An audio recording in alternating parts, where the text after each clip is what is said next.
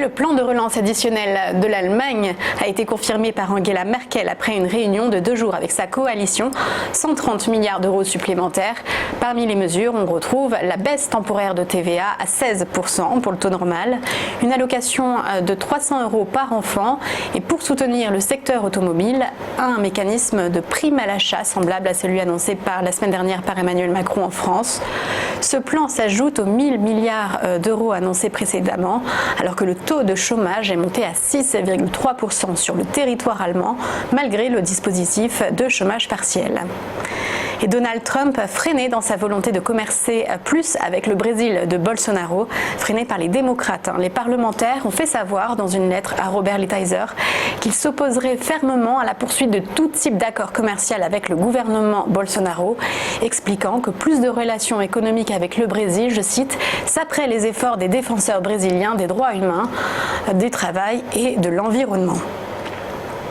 EasyJet et Carnival, le croisiériste, ne sont plus cotés au FTSE 100, contraints de quitter l'indice vedette londonien en raison de l'effondrement de leur cours. C'est la loi de l'opérateur boursier du London Stock Exchange.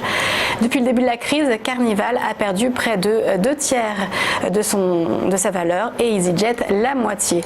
Et parmi les nouveaux entrants, dans le club des 100 plus grosses capitalisations britanniques, on retrouve le groupe de sécurité informatique Avast et l'entreprise de bricolage Kingfisher. Et les énergies alternatives passeront bien par l'éolien pour Total, qui vient de prendre une participation de 51% dans un projet d'éolienne en mer d'Écosse. Un accord passé avec le britannique SSE.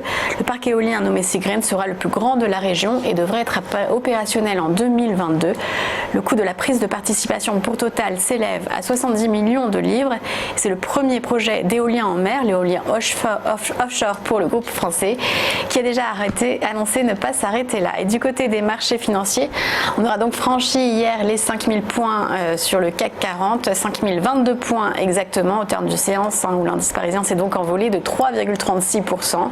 L'euro a touché son plus haut en 2 mois, 1,1205 $. Comme toujours, en cas de signe de reprise en Europe. Et à Wall Street, le Dow Jones s'est envolé de plus 2% et le Nasdaq plus 0,78%. Une temporisation ce matin de la hausse au Japon, plus 0,30%, tandis que les bourses chinoises sont en léger repli.